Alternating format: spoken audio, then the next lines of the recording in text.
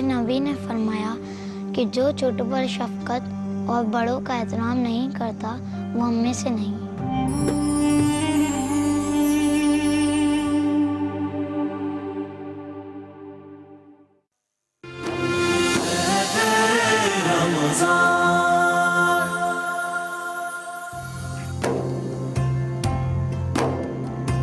एक दफ़ा फिर आपको खुशामदीद अहद रमज़ान में हम आपके लिए अहद रमज़ान की ट्रांसमिशन लेकर आए हैं एक्सप्रेस एंटरटेनमेंट और एक्सप्रेस न्यूज़ पर हमारे इस ट्रांसमिशन का एक लाजमी जुज़ हमारे उलमा इकराम की शमूलियत, उनकी प्रेजेंस। हमारे साथ इस वक्त मौजूद हैं अल्लामा अरशद हसन साकिब साहब जो कि सरपरस्त आला ममता फाउंडेशन हैं। हमारे साथ अल्लामा ज़ुहैर आबदी साहब हैं, मेरे बाई जानिब चेयरमैन पाकिस्तान शिया काउंसिल, और मौलाना हकीम अकबर दर साहब जो कि मुमताज़ मजहबी स्कॉलर हैं, chairman national council of social education, सदर मजलिस तिब्ब व अदब पाकिस्तान। और जवेरिया, आपके साथ कौन है? हमारे साथ आज सल्ले अला सेगमेंट में जो है 3 बच्चे मौजूद हैं जिनको हमने बुलाया है, और 2 बच्चे जो हैं ये बिन बुलाए मेहमान हैं। तो ये जो है मेरे साथ काफ़ी देर से मुझे इशारे कर रही थी, बड़ी दूर से ना 2-3 दफ़ा इन्होंने मुझे इशारे किए और फिर आके मेरे साथ ही खड़ी हो गई है। अपनी अम्मी अब्बू को सबको भूल गई है कि किसके साथ आई थी। क्या नाम है बेटा आपका? ये तो वही बच्ची तो नहीं है जो कल इफ्तार के लिए भी आई थी, छोटी सी बच्ची? मैं नहीं थी उस वक्त शायद। अच्छा, आप नहीं थी। और एक बच्ची जो है वो कुछ पढ़ना चाह रही है, कोई कलाम। तो अच्छा, ये मुकाबले का हिस्सा नहीं है? हाँ, ये मुकाबले का हिस्सा नहीं, ये मुकाबले का हिस्सा नहीं है। अच्छा। तो सिद्दीक भाई ने कहा कि इनसे ज़रूर सुनना, क्योंकि जब बच्चों को बचपन से ही शौक होता है इन चीज़ों का तो बच्चों को आगे बढ़ने देना चाहिए, वरना वो पहली दफ़ा में ही अगर उनको डर बैठ जाए कि नहीं हमें मना कर दिया जाएगा तो बच्चे आगे नहीं बढ़ सकते। कल की मुनीबा शेख और कल की उम्मे हबीबा। बेशक बेशक। बेटा नाम क्या आपका? आयशा नूर।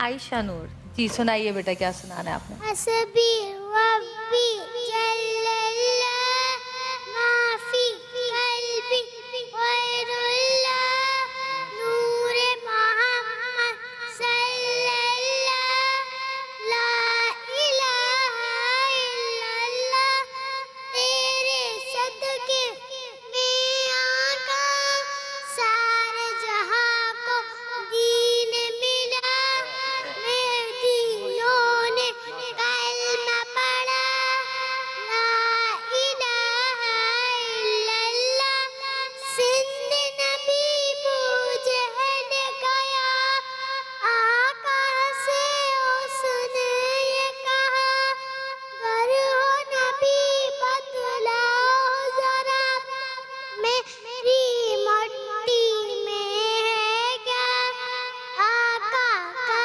फरमान हुआ और फजले रहमान हुआ मिट्टी से पत्थर बोला ला इलाहा इल्लल्लाह। सुभान अल्लाह, सुभान अल्लाह, वाह भाई वाह।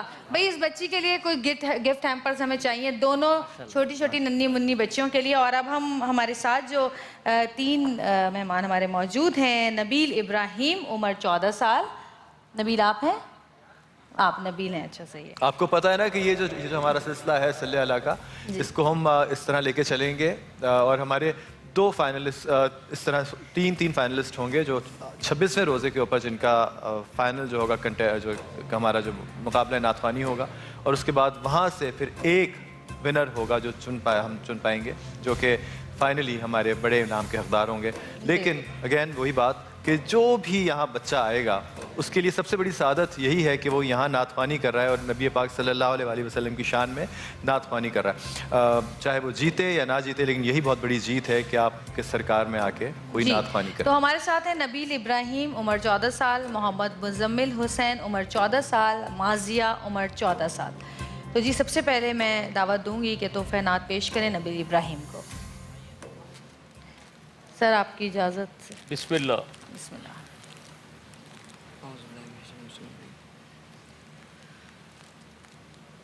हम सभी राहतों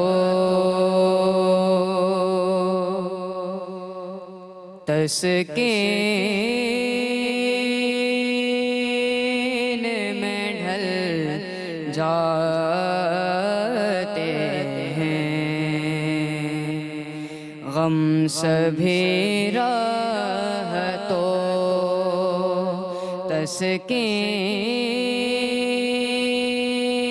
تسکین میں ڈھل جاتے ہیں جب کرم ہوتا ہے حالات بدل جاتے ہیں اپنے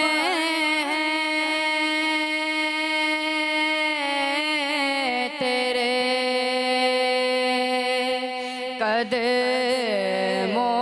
قدموں میں یہ سن کر ہم بھی جو تیرے قدموں میں گرتے ہیں سنبھل جاتے ہیں جو تیرے قدموں میں گرتے ہیں سنبھل جاتے ہیں غم سبھی راحتوں تسکین میں ڈھل جاتے اللہ سبحان اللہ سبحان اللہ بہت محمد مزمل حسین جی آپ کھڑے ہو کے پڑھنا چاہتے ہیں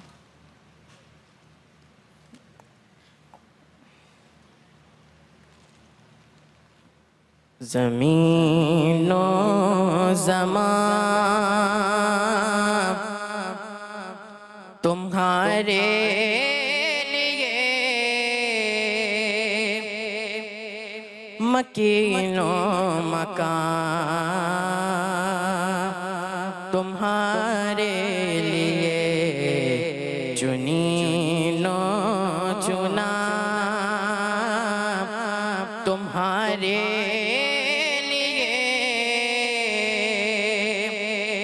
بنے دو جہاں تمہارے لیے دغن میں زبان تمہارے لیے بدن میں جان تمہارے لیے دغن میں زبان تمہارے لیے بدن میں جان تمہارے لیے ہمارے یہاں تمہارے لیے اٹھیں بھی وہاں تمہارے لیے زمین و زمان تمہارے لیے مکین و مکان تمہارے لیے سبحان اللہ سبحان اللہ سبحان اللہ مائک لگا۔ اور جی اب ہمارے ساتھ موجود ہیں معاذیہ کیا نام ہے دوبارہ بتائیے گا معاذیہ معاذیہ ہاں معاذیہ معاذیہ اب میری نگاہوں میں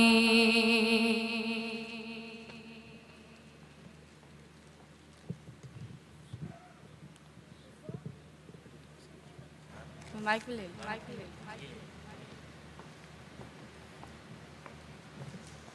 اب میری نگاہوں میں ججتا نہیں کوئی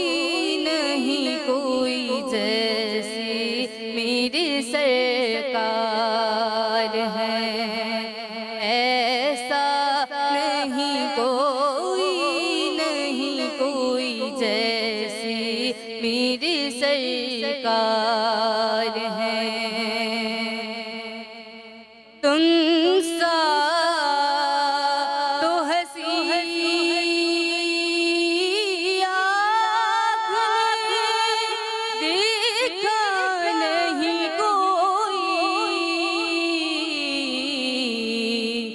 میری شان لطافت ہے کہ سایہ نہیں کوئی نہیں کوئی یہ شان لطافت ہے کہ سایہ نہیں کوئی نہیں کوئی جیسی میری سرکار ہے ایسا نہیں کوئی نہیں کوئی. سبحان اللہ, بہت بہت خوبصورت. مجھے وہ آپ کا کارڈ چاہیے ایکچولی. جی اتنا ٹائم اسد, یقیناً تم وہ اسٹوڈنٹ ہوگے جو پرچہ بھی سب سے آخر میں دیتے ہوگے. نہیں مائنڈ مت کیا کرو, میں مذاق ایسے کر لیتی ہوں تھوڑا بہت. یہ کہہ رہے کہ اس کو بھی اگر آپ بھیج دیں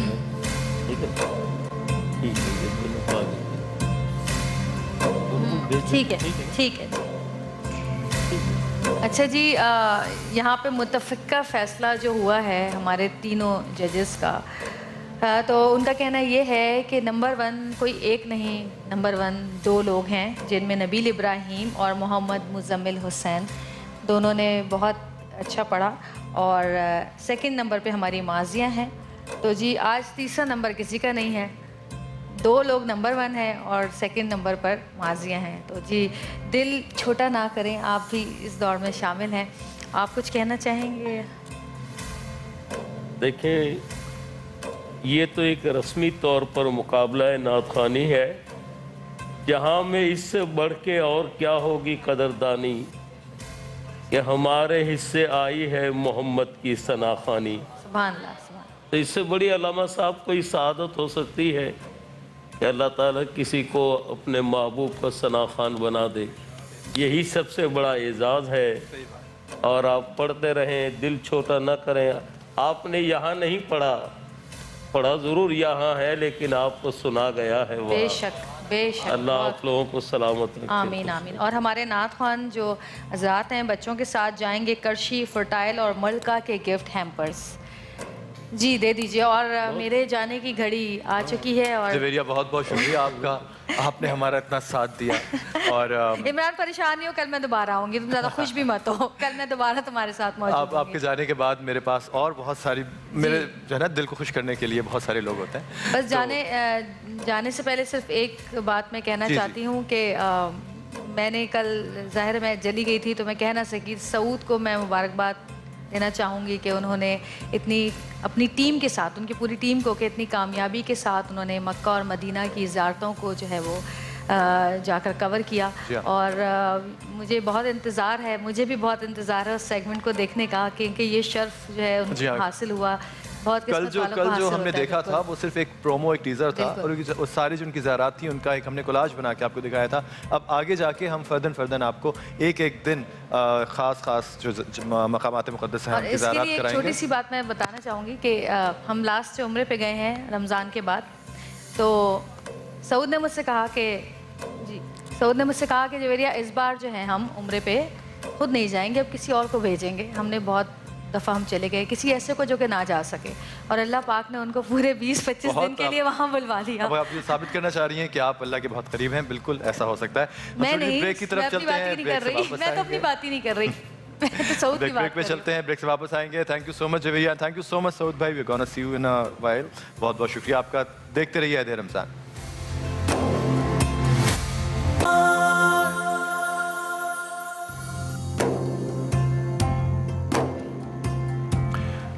بندہ و صاحب و محتاج و غنی ایک ہوئے, تیری سرکار میں پہنچے تو سبھی ایک ہوئے.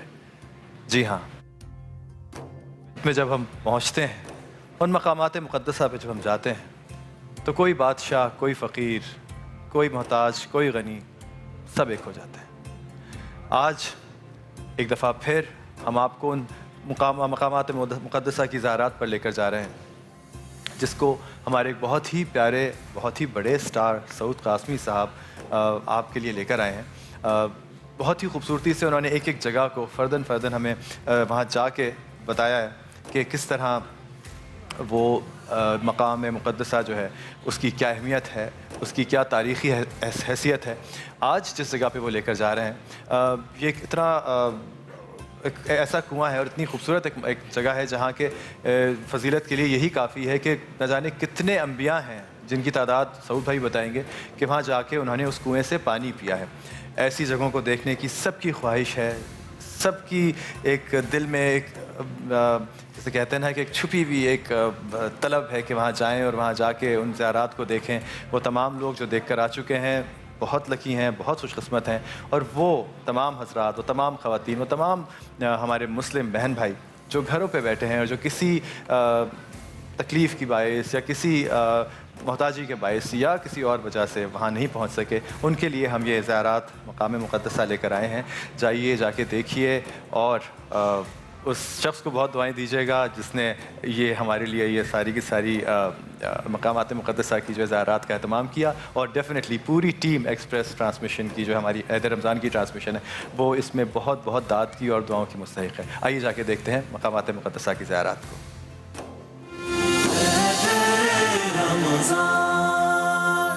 ہم مدینے میں تنہا نکل جائیں گے اور گلیوں میں قصداً بھٹک جائیں گے. ہم یہاں آ کے واپس نہیں جائیں گے. ڈھونڈتے ڈھونڈتے لوگ تھک جائیں گے. سبحان اللہ، سبحان اللہ. ناظرین، وہ کیفیت ہے جو میں نے ابھی اپنے دل کی کیفیت آپ کو بتائی ہے. یہ مقام، اس کے بارے میں آپ کو بتاتا ہوں. آئیے میرے ساتھ. ناظرین اکرام، یہ وہ جگہ ہے جس کا نام بیر روحا ہے. بیر روحا، بیر کنویں کو کہتے ہیں. اور سالار اعظم محمد مصطفیٰ صلی اللہ علیہ وآلہ وسلم کا قافلہ بدر کے لیے اسی جگہ سے روانہ ہوا. یہ وہ جگہ ہے جہاں سے ہمارے نبی پاک صلی اللہ علیہ وآلہ وسلم کا گزر ہوا قافلے کے ساتھ. خوش نصیب تھے وہ لوگ جو اس قافلے میں شامل تھے. ہم تو اس خاک کے برابر بھی نہیں ہیں جو آپ دیکھ رہے ہیں. یہ وہ مسجد ہے جہاں پہ آپ صلی اللہ علیہ وسلم نے، صحابہ کرام نے، یقیناً مستند تو نہیں کہہ سکتا لیکن شاید اسی جگہ پہ نماز کی ادائیگی کی ہو، کسی جگہ بیٹھے ہوں. یہ درخت جو آپ دیکھ رہے ہیں، یہ پہاڑ، یہ خوش نصیب ہیں جو کہ یہی گواہی دے سکتے ہیں کہ آپ صلی اللہ علیہ وسلم کا یہاں سے گزر ہوا ہوگا قافلے کے ساتھ. بیر روحا وہ جگہ ہے جس کے بارے میں اس جگہ پہ جا کے آپ کو بتاتا ہوں. آئیے میرے ساتھ. جی تو ناظرین اکرام، جب میں گاڑی سے اترا تھا تو میں نے آپ کو بتایا تھا کہ میں اس جگہ پہ لے کے جاؤں گا. وہ خاص جگہ یقیناً جو آپ بھی دیکھنا چاہیں گے. بیر روحا، بیر مطلب کنویں کا ہوتا ہے. یہ وہ کنواں ہے جہاں پہ 70 انبیاء کرام نے پانی پیا، جن میں حضرت یونس علیہ السلام، حضرت ابراہیم علیہ السلام، حضرت اسماعیل علیہ السلام، حضرت نوح علیہ السلام اور بہت سے انبیاء کرام اس کنویں سے سیریاب ہوئے. اور خاص بات یہ، ہمارے آقا محمد مصطفیٰ صلی اللہ علیہ وآلہ وسلم نے اسی کنویں سے پانی پیا ہوگا. इसी कुएं से रियाब हुए होंगे।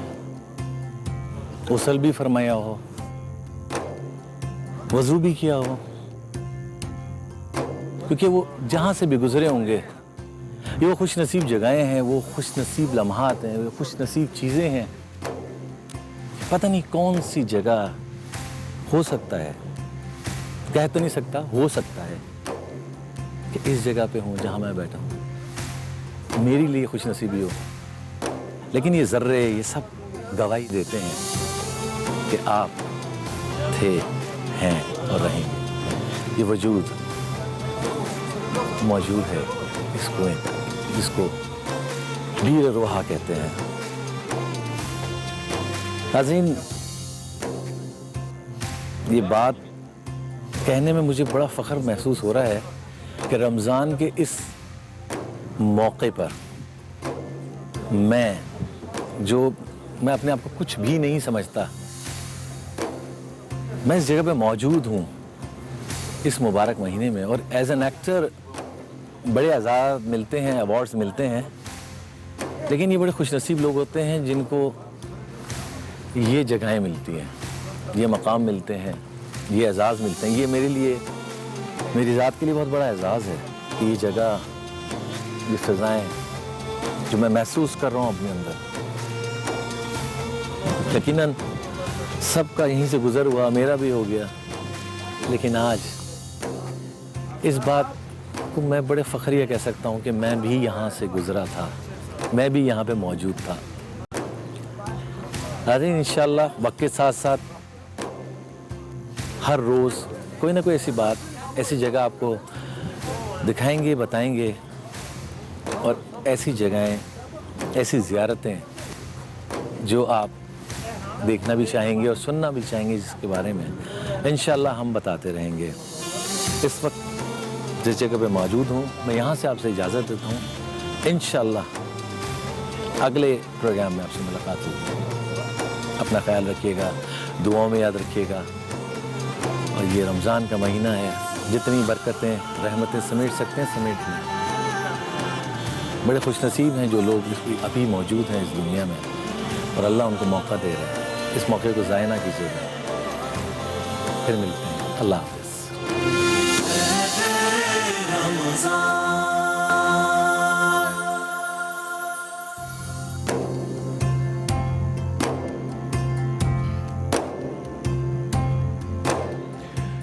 अहद रमज़ान में एक दफ़ा फिर खुश आमदेद।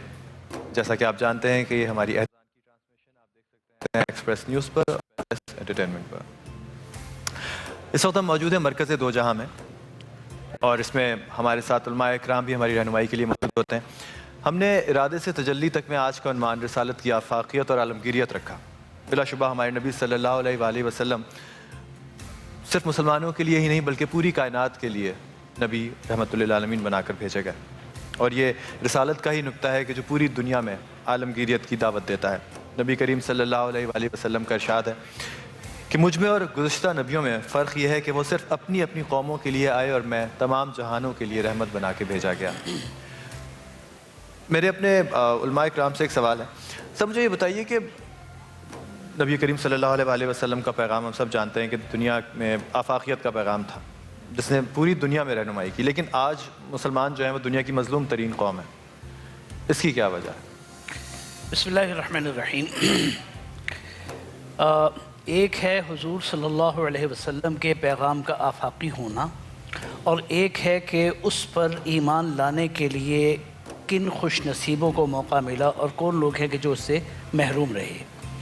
आफाकियत तो ख़ुद आप सल्लल्लाहु अलैहि वसल्लम की रिसालत का तकाज़ा है। अल्लाह पाक ने फरमाया कि मा अरसलना का इल्ला काफ़तल लिन्नास बशीरन व नज़ीरा, कि हमने आपको तमाम इंसानों के लिए, ये तमाम इंसान दो एतबार से हैं। एक ये कि दुनिया भर में इस वक्त जितने लोग आबाद हैं वो सब के सब आपकी दावत का मरकज़ हैं, और आपकी आवाज़ उन तक पहुँचना और उनका आप पर ईमान लाना ज़रूरी है। और एक ये काफ़तल लिन्नास के अब जितने इंसान पैदा होते रहेंगे ता क़यामत, उन सब के ज़िम्मे आप पर ईमान लाना ज़रूरी है। अब एक तो है आपका यानी मतलब आफाकी होना, और एक है कि आप पर ईमान लाने के लिए कौन तैयार है। ایمان لانا اللہ کی طرف سے کبھی بھی جبر نہیں ہوا، نہ اللہ پاک نے فطری طور پر انسان کے دماغ اور دل کو اس بات پہ مجبور کیا کہ مجھ پر، میرے رسولوں پر، میری کتابوں پر، آخرت کے دن پر ایمان لاؤ، اور نہ ہی دنیا میں کسی ظاہری جبری نظم کو اللہ نے اپنے دین کی قبولیت کے لیے پسند فرمایا یا اس کو درست قرار دیا۔ چنانچہ فرمایا کہ لا اکراہ فی الدین، دین کے اندر جبر جائز نہیں، یعنی زبردستی کسی کو مسلمان بنانا جائز نہیں ہے۔ یہ جو عام طور پہ کہا جاتا ہے کہ فلاں جگہ جناب زبردستی مسلمان کیا گیا، زبردستی مسلمان ہونے والے کا اسلام معتبر ہی نہیں ہوتا۔ تو اللہ نے جبر کا نظام نہیں رکھا، آزادی دی، اختیار دیا، جو چاہے مانے، فمن شاء فلیؤمن ومن شاء فلیکفر، جو چاہے مان لے، جو چاہے انکار کر دے۔ لیکن ایسا کیوں تھا کہ مطلب بہت جگہوں پہ تو دین اسلام کی دعوت ہی نہیں پہنچی، یا بہت سارے لوگ ہیں جن کو اس دین الہی، اس دین جی میں آتا ہوں، اسی طرف آتا ہوں، کی روشنی میں اسی طرف آتا ہوں۔ ہم پہلی بات کو ذرا کمپلیٹ کر لیں کہ اللہ نے آپ پر جو دین نازل کیا، آپ کی آواز کو پوری دنیا تک پہنچانا آپ کے ذمے، آپ کے اوپر ایمان لانے والوں کے ذمے۔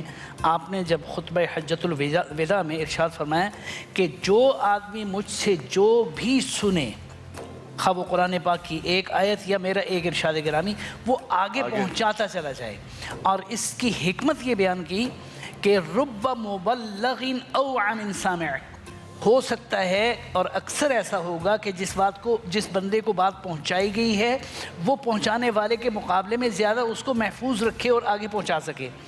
اب یہ امت کا فریضہ ہے، اور امت اس بات کو آگے پہنچاتی چلی آئی ہے، آج بھی پہنچا رہی ہے۔ آپ دیکھیں کہ یورپ میں چرچز خرید کر وہاں مسجدیں بنائی جا رہی ہیں، شراب خانوں کو خرید کر مسلمان وہاں پر بنا رہے ہیں۔ اب ویڈیوز کے ذریعے، بکس کے ذریعے، انسانوں کے ذریعے دھرتی کے کونے کونے تک، ابھی ہم پیچھے 2 مہینے پہلے ایک رپورٹ دیکھ رہے تھے کہ افریقہ کے ان دور دراز علاقوں میں جہاں عام طور پر لوگ پہنچ نہیں پاتے، وہاں 250 لوگوں کو ایک وقت میں مسلمان کیا جا رہا ہے۔ آواز پہنچائی جا رہی ہے، آواز پہنچ رہی ہے۔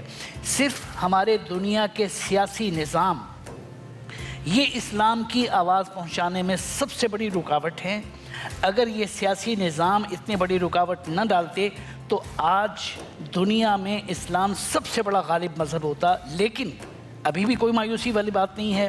اسلام کے خلاف جتنا شدت کے ساتھ پروپیگنڈا کیا گیا، اہل اسلام کو جس قدر مظالم کا شکار کیا گیا، ہم یہ دیکھ رہے ہیں کہ گزشتہ 20 سالوں میں 9/11 کے بعد اسلام نے یورپ میں، اسکینڈینیویا میں، امریکہ میں، آسٹریلیا میں جتنی تیزی کے ساتھ گروتھ پکڑی ہے، جتنی تیزی کے ساتھ اسلام پھیلا ہے، غیر مسلم لوگ اسلام کے حلقے میں آ رہے ہیں۔ لگتا یہ ہے کہ انشاءاللہ آئندہ 15 سال اسلام کی عددی اکثریت کے اعتبار سے بہت بڑے کامیابی کے ساتھ۔ مسکنسیپشن درسا وہ کہاں سے ڈیولپ ہوئی کہ لوگوں کے ذہن میں جب عام اگر آپ یورپ میں جائیں یا امریکہ میں جائیں تو وہاں مسلمانوں کا نام سن کے ان کے ذہن میں ایک ٹیررسٹ کا امیج آتا ہے۔ یہ جو مسکنسیپشن ڈیولپ کی جا رہی ہے، یہ اس کے پیچھے کیا عمل ہے، کیا ہاتھ ہے، اور وہ کہاں سے یا تو ہم سے کوتاہی ہوئی یا وہ بنیادی طور پہ اس کے پیچھے ایک اور لایا عمل ہے جس کا ہمیں شاید ادراک نہ ہو؟ طور پر اسلامی تعلیمات جو ہے وہ خود اپنا منہ بولتا ہوا ثبوت ہے۔ قرآن کریم جو ہے وہ کہیں بھی جو ہے ایمان جو ہے وہ امن سے مشتق ہے۔ تو اسلامی تعلیمات تو آپ کو امن کی تعلیم دیتی ہے، بھائی چارگی کی تعلیم دیتی ہے، اور ایک رواداری کی تعلیم دیتی ہے۔ آپ دیکھیں کہ یہ تو خیر جو پروپیگنڈا ہے وہ اپنی جگہ پر ہے۔ دی 100 دنیا کی 100 بہترین شخصیات پر ایک کتاب ایک عیسائی نے لکھی۔ جی جی، اور جی اچھا، اس عیسائی نے اس کتاب کو لکھنے کے بعد جو بات محسوس کی کہ ہم کس کو جو ہے وہ اس کتاب کا ہیرو قرار دیں، اب اس نے بڑی تلاش کی۔ حضرت عیسیٰ علیہ السلام کو، وہ اپنے نبی کو جو ہے وہ اس کتاب کا ہیرو قرار دینا چاہتا تھا، لیکن وہ اس کو ہیرو قرار نہیں دے سکا، بلکہ ان کا نمبر جو ہے وہ کتاب میں 6 نمبر پر رکھا، اور وہ مجبور تھا کہ حضور نبی محتشم سرکار دو عالم صلی اللہ تعالیٰ علیہ وسلم کی سیرت طیبہ کا اس نے جب مطالعہ کیا تو یہ کہنے پر مجبور ہو گیا کہ اس کتاب کا ہیرو جو ہے اور پہلے نمبر پر آنے والی شخصیت ہے محمد الرسول اللہ صلی اللہ علیہ وسلم۔ میرا آپ سے ایک سوال اور ہے کہ حضور کا قول ہے کہ جب ایک مسلمان ایک دوسرے کے لیے ایسی ہے جیسے ایک جسم کے کسی حصے میں تکلیف ہوتی کوئی کچھ زخم لگ جائے تو دوسرے حصے کو بھی تکلیف ہوتی ہے، وہ ایک جسم کی مانند ہے۔ ہم دیکھتے ہیں کہ اس وقت دنیا میں کہیں برما میں آپ دیکھیے کہ مسلمانوں پہ جو ظلم ہو رہا ہے، یا سیریا میں، یا مسلمان تو اس وقت دنیا کی سب سے زیادہ مظلوم قوم ہے، تو کیا وجہ ہے کہ ہم لوگ کیا یک زبان ہو کے کھڑے کیوں نہیں ہو سکتے؟ یا کیا اس وقت علامہ صاحب آپ بتائیے کہ ہم دیکھ رہے ہیں کہ ہمارے سامنے وہاں مسلمانوں کو کس طرح رنگون میں اور وہاں کس طرح یورپ برما میں جن کے ساتھ بربریت ہو رہی ہے اور ظلم ہو رہی ہے، اس وقت ہماری جسم کو کیا وہ تکلیف نہیں ہو رہی؟ یا ہم لوگوں کو وہ ہمیں کیوں نہیں تکلیف پہنچتی جب ہم سیریا میں مسلمانوں کو دیکھتے ہیں؟ کیا ہم اتنے بے حس ہو چکے ہیں یا شاید ہم اسلام کے اس درجے پہ نہیں ہیں؟ بسم اللہ الرحمن الرحیم۔ بہت اچھی گفتگو مولانا حسن صاحب نے بھی کی اور اکبر بھائی نے بھی کی۔ بات یہ ہے جیسے ایک جملہ اکبر بھائی نے کہا، جو دنیا کا سیاسی نظام ہے یہ اسلام سے ٹکراتا ہے، اور ہماری یہ بدنصیبی ہے کہ بہت سے ایسے مسلمان ہیں جو سیاسی طور پر اس نظام کے غلام ہیں اور نامی طور پر وہ مسلمان ہیں۔ اگر ہم ان کا کردار دیکھیں، اگر ہم ان کے افکار دیکھیں، اگر ان کے اعمال دیکھیں تو وہ قطعی اسلامی نہیں ہیں، اور ریپرزینٹ کر رہے ہیں وہ اسلام کو، اور یہ محسوس کرتے ہیں کہ ہم مسلمان ہیں، جس کی وجہ سے وہ جو عوام ہے یا عام طبقہ ہے یا عام علماء ہیں جن کے اختیارات اتنے نہیں ہیں کہ وہ اپنی آواز کو وہاں تک پہنچا سکیں یا اپنی اس طاقت کو وہاں تک پہنچا سکیں یا ان مسائل کو حل کر سکیں، وہ سیاسی نظام میں جکڑے ہوئے ہمارے مسلمان حکمران اس سلسلے میں سب سے بڑی رکاوٹ بنے ہوئے ہیں۔ اور نہ صرف یہ کہ وہ اس دنیا میں ہونے والے مظالم کے سلسلے میں خاموش ہیں، بلکہ خود مسلمانوں کو وہ مختلف مواقع پر اپنے اقتدار کے تحفظ کے لیے بارہا لڑانے کی مختلف چیزوں میں کوششیں کرتے رہتے ہیں، اور وہ کام نہیں کرتے کہ جس سے اسلام میں مسلمانوں میں اتحاد اور اتفاق ہو۔ کیوں؟ اس لیے کہ اگر وہ اسلام پر عمل کریں گے تو جو اس وقت وہ عیاشیاں کہہ لیں یا جو اس وقت سہولیات کہہ لیں یا جو اس وقت مزے اقتدار کے اڑا رہے ہیں وہ سب ان کے ختم ہو جائیں گے۔ اس لیے کہ جو اصل حکمران اگر آپ تاریخ میں مسلمانوں کے دیکھیں تو پھر وہ وہاں وہ مثال آپ کو نظر آتی ہے کہ جب حضرت علی کے پاس کوئی آیا، آپ نے ایک چراغ بجھا دیا اور دوسرا جلا لیا، تو اس نے پوچھا کہ انہوں نے کہ یہ آپ نے وہ چراغ بجھا کر یہ چراغ کیوں جلایا؟ کہا میں اب تک سرکاری کام کر رہا تھا تو سرکاری چراغ جل رہا تھا، تم میرے پاس ذاتی طریقے سے ملنے آئے ہو تو میں اب ذاتی چراغ جلا رہا ہوں۔ کاش یہ سوچ، یہ مثالی سوچ جو ہے آج کے جو صاحب اقتدار ہیں ان کے بھی ذہن میں آئے، وہ بھی اس کی پیروی کریں، اور اتحاد بین المسلمین کی اس وقت جتنی زیادہ اس وقت ضرورت ہے شاید اس تاریخ میں اس سے پہلے کبھی نہیں تھی۔ ہماری دعا ہے کہ تمام مسلمان ایک ہو جائیں تاکہ ایک بہت بڑی بلند ترین جو ایک سب سے کہتے ہیں مضبوط ترین جو ہے نا وہ قوت بن کے عالم اسلام جو ہے وہ پوری دنیا میں ابھرے۔ ایک چھوٹی سی بریک کی طرف چلتے ہیں، واپس آتے ہیں، دیکھتے رہیے عہد رمضان۔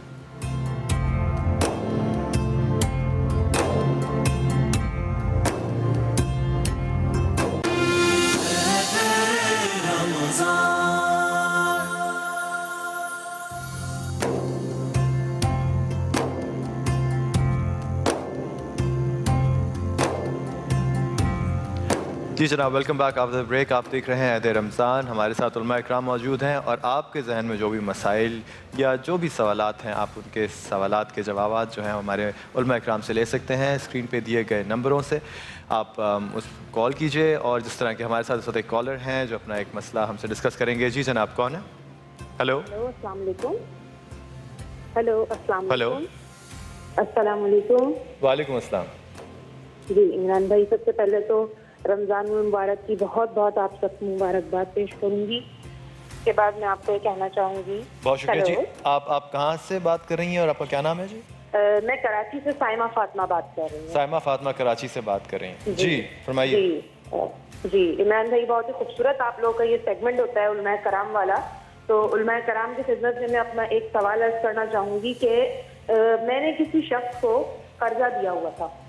اب یہ کہ وہ اس کے جب میں نے اس سے ادائیگی کا جب میرا ٹائم آیا ہے تو اس شخص سے شدید غربت کا عالم ہے اور وہ یہ کہتا ہے مجھ سے کہ جناب آپ جو ہیں اس قرض کو مجھے ایز اے زکوٰۃ کے طور پر معاف کر لیں.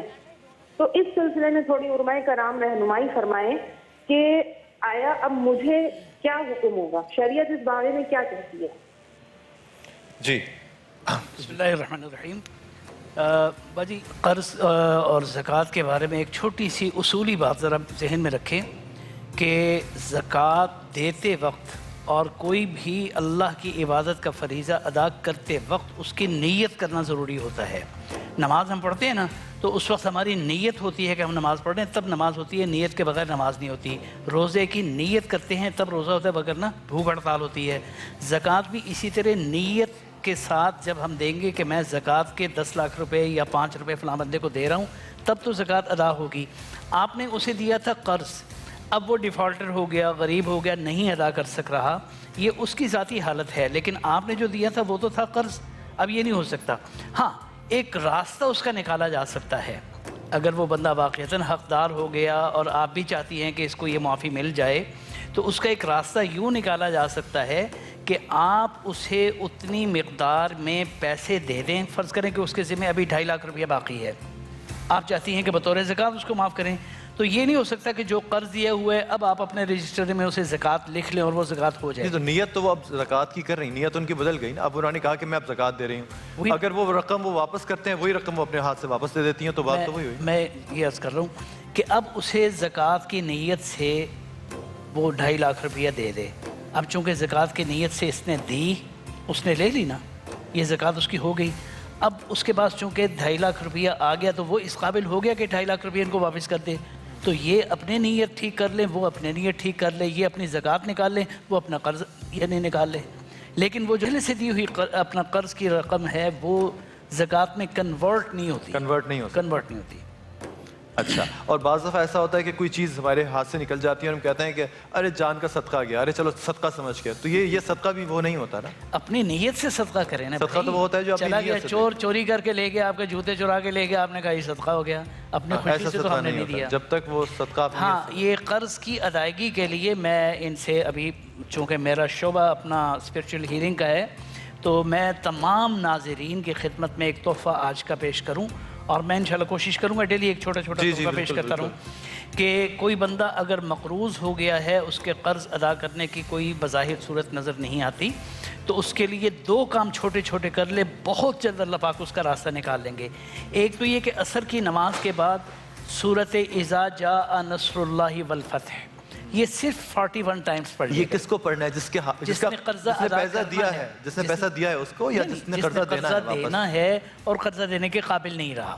اچھا, اب ظاہر مصیبت میں تو وہ ہے نا, لائبلٹی اس کی. مصیبت میں تو وہ بھی ہے جس نے یہ تو ہے بیچاری کہ اس کا پیسہ ڈوب گیا ہوا ہے. لیکن میں چاہ رہا ہوں کہ میں فی الحال ان لوگوں کی جو قرض ادا نہیں کر پا رہے, ان لوگوں کے لیے تھوڑی سی مطلب ہیلپنگ چیز جو ہے نا بتلا دوں. ایک تو یہ کریں سورہ اذا جاء نصر اللہ 41 ٹائمز عصر کی نماز کے بعد پڑھیں, اور دوسرا صبح شام صرف ایک بار یاسین شریف پڑھیں. یاسین شریف میں 7 مبین آتی ہیں, ہر مبین پر 3 بار سورۃ والضحیٰ پڑھیں, والضحیٰ واللیل اذا سجی ما ودعک ربک وما قلی. اور سورہ یاسین پڑھنے کے بعد دعا مانگے اللہ پاک سے کہ یا اللہ میرے حالات کھول دے. انشاءاللہ آپ دیکھیں گے چند دنوں کے اندر یہ جو آپ جو روحانی تحفہ دیتے ہیں کوئی بھی, اس کا کوئی سرٹن ٹائم لمٹ ہوتی ہے, یا کوئی وقت مقررہ ہوتا ہے, یا اتنے 40 دن کا ایک عمل ہے, یا 7 دن کا, یا 14 دن کا, ایسا کچھ ہوتا ہے جب تک آپ کو کام نہ ہو؟ یہ چیز چونکہ قرض ادائیگی کا مسئلہ ہے تو میں اس میں عام سے جیسے ہی کرتا ہوں کہ جب تک آپ کا مسئلہ حل نہیں ہوتا پڑھتے رہیں, اللہ سے مانگتے رہیں.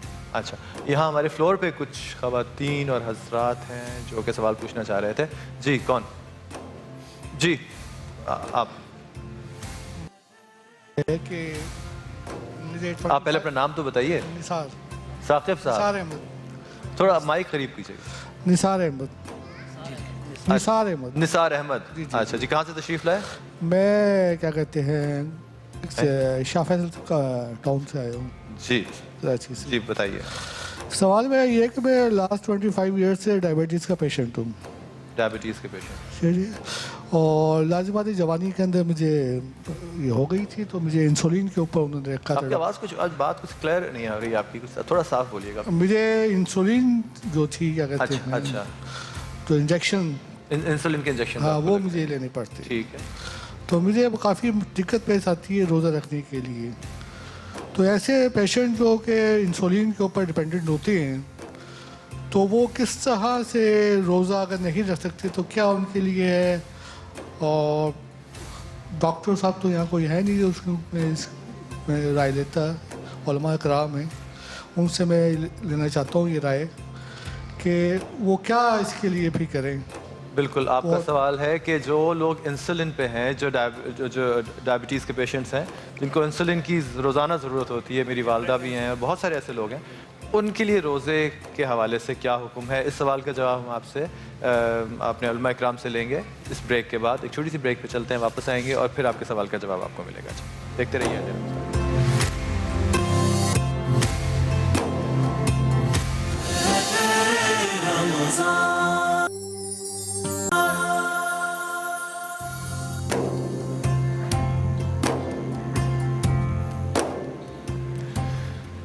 जी जनाब, वापस आ गए हैं और माहौल बिल्कुल बदल चुका है।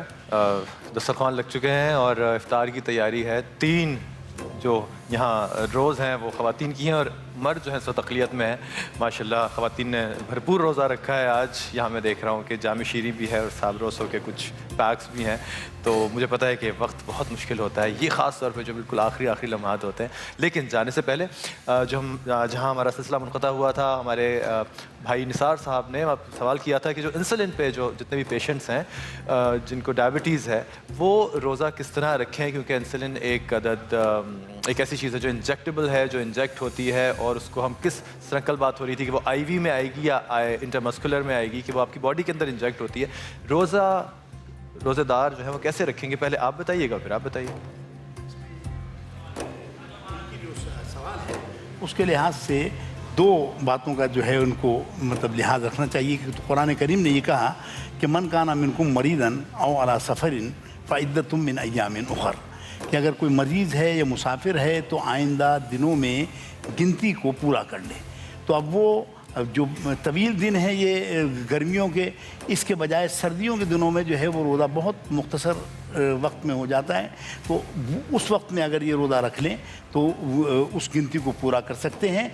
दूसरे ये है कि अगर बिल्कुल तो रोज़ा रखने के आइंदा भी आने की ताकत आने की कोई उम्मीद नहीं है, तो फिर जो है वो ऐसी सूरत में नियत तो रखें कि आइंदा दिनों में गिनती को पूरा कर लेंगे, लेकिन अपने रोज़े का जो है वो एक फिदिया जो है वो दे दे, और उस फिदिये से जो है वो ये होगा कि रोज़ा ज़िम्मे रहेगा भी नहीं और आइंदा दिनों में गिनती पूरे करने का इनको ख्याल भी होगा।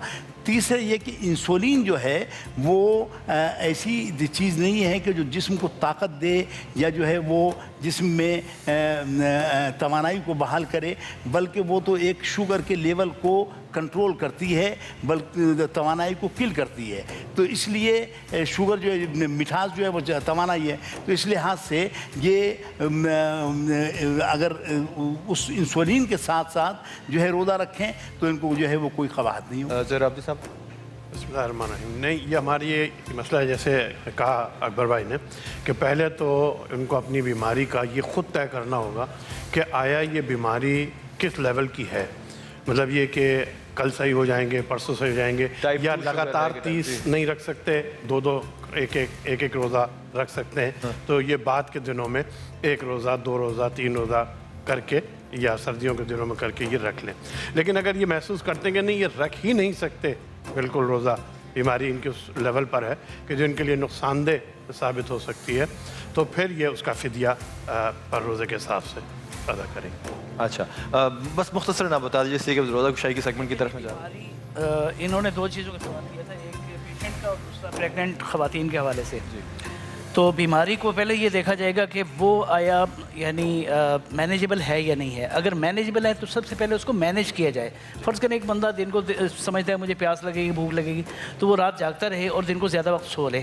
مینیجبل نہیں ہے تو پھر دیکھیں گے کہ آیا اس بیماری میں کبھی بھی آئندہ مہینے بعد 2 مہینے بعد رکھنے کا امکان موجود ہے, یا سرے سے ممکن ہی نظر نہیں آتا کہ میں زندگی بھر روزہ رکھ سکوں گا. امکان ہے تو صرف قضا کرے گا, امکان بالکل نہیں ہے تو پھر یہ کہ پہلے فدیہ بھی دے دے اور ساتھ میں اللہ پاک سے دعا مانگتا رہے کہ مجھے توفیق مل جائے تو میں قضا بھی کر لوں. بالکل. نثار صاحب, میرا خیال ہے آپ کے مسئلے کا حل آپ کو مل چکا ہوگا. ہم چلتے ہیں روزہ کشائی والے بچوں کی طرف, جن میں سے ایک بچہ, او ہو کہاں سے, کچھ کسی عرب ملک سے, کیا نام ہے؟ عقیل. آپ تو پورے مطلب گیٹ کے ساتھ ہیں, عرب کے صحراؤں سے نکل کے. آپ کا اقرا. اقرا. آپ عبدالرحمن. عبدالرحمن. دانیال. دانیال کی کیا ایج ہے؟ 8 ایئرس. یہ بھائی بچے 8 ایئرس میں ہیں اور مطلب چھوٹے لگتے ہیں مجھے کچھ دیکھنے میں. پتہ نہیں بچوں کو صحیح اپنی عمر پتہ بھی ہے کہ نہیں, لیکن بہت چھوٹا لگ رہا ہے بچہ دیکھنے میں. آپ سب کو اپنا پہلا روزہ بہت بہت مبارک ہو. اور ایک وہاں بچہ ہے جس کا نام ہے, یہاں جو میرے پاس نام آئے تھے اس میں مشل ہے, عبدالرحمن ہے, عقیل ہے, وسیم ہے, اقرا ریاض ہے اور دانیال رحمان ہے. آپ کون ہے؟ وسیم. ارے واہ, میں نے کیا صحیح اندازہ لگایا. وسیم, آپ کو بھی اپنا پہلا روزہ بہت بہت مبارک ہو.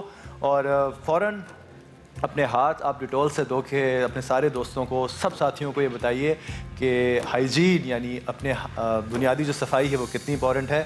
کوئی بھی کام کرنے سے پہلے آپ پہلے بیکٹیریاز اور اپنے جو جرمز ہیں ان کو کل کیجئے ڈیٹول سے. ڈیٹول کا ہینڈ واش آپ کے ساتھ ہے, اس سے آپ ہاتھ دھوئیے, کیونکہ دن بھر جب ہم کھیلتے کودتے اور کام کرتے ہیں تو ہمارے ہاتھوں میں بہت سارے بیکٹیریاز لگ جاتے ہیں, جن کی وجہ سے ہم جب کھانا کھاتے ہیں تو ہمیں بیماریاں لاحق ہونے کا اندیشہ ہوتا ہے. تو بالکل ہاتھوں کو جراثیم سے پاک کیجئے, جراثیم کا صفایا. اور جناب, اس سے پہلے کہ ہم افطار بریک کی طرف جائیں, ہمارے ساتھ اسد ایوب یہاں موجود ہیں. اسد, میں آپ سے درخواست کروں گا کہ جانے سے پہلے ایک اور خوبصورت نعت عنایت ہو جائے.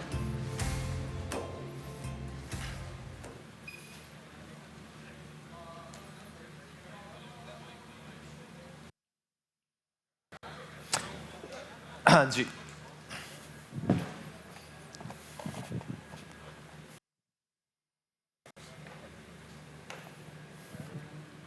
مانگتا ہوں عطا, مانگتا ہوں الہی میں تجھ سے دعا مانگتا ہوں, کرم کرم مانگتا ہوں, عطا مانگتا ہوں الہی میں تجھ سے دعا مانگتا ہوں. الہی عطا کر کریمی کا صدقہ, دلاتے الہی رحیمی کا صدقہ. نہ مانگوں گا تجھ سے تو مانگوں گا کس سے, تیرا ہوں تجھی سے دعا مانگتا ہوں. وطن کے بھڑکتے شرارے بجھا دے, اسے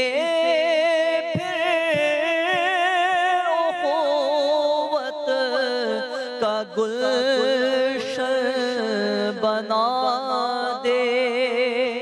میں امن و امان کی رضا مانگتا ہوں, الہی میں تجھ سے دعا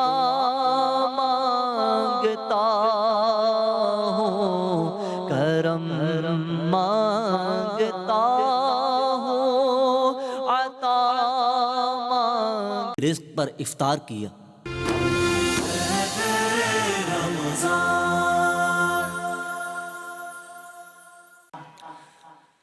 اللہ اکبر اللہ اکبر اللہ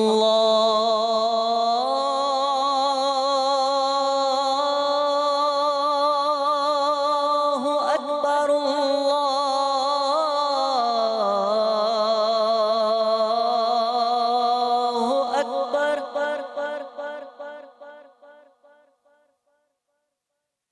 اشہد ان لا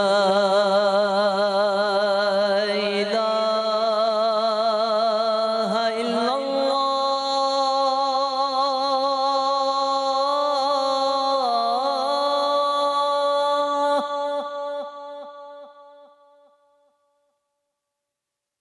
اشہد ان لا الہ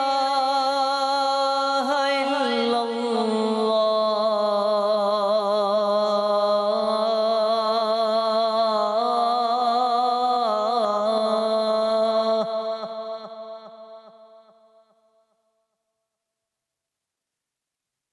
اشہد ان محمد رسول اللہ.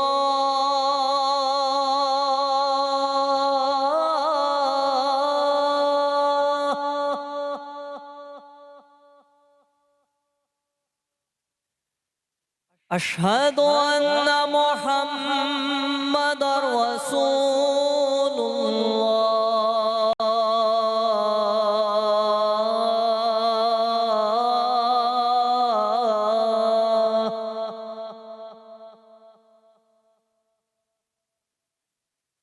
حي على الصلاة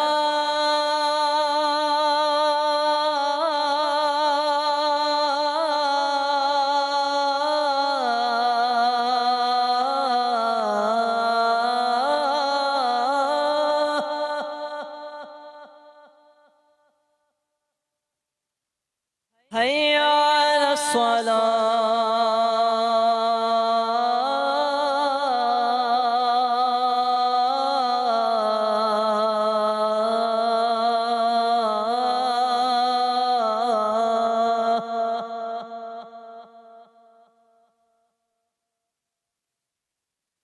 حي على الفلاح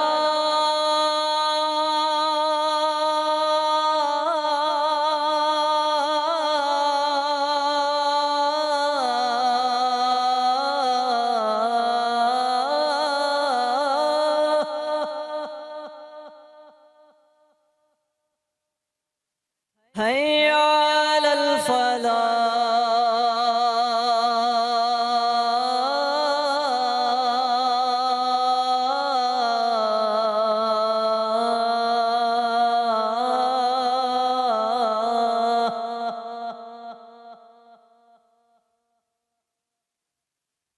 اللہ اکبر اللہ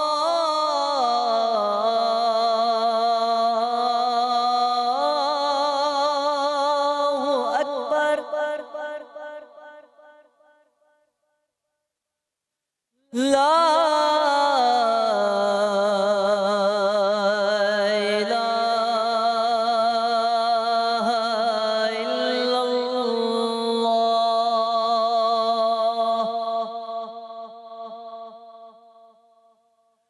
اللهم رب هذه الدعوة التامة والصلاة القائمة آت سيدنا محمدا الوسيلة والفضيلة والدرجة الرفيعة وابعثه مقاما محمودا الذي وعدته وارزقنا شفاعته يوم القيامة إنك لا تخلف الميعاد.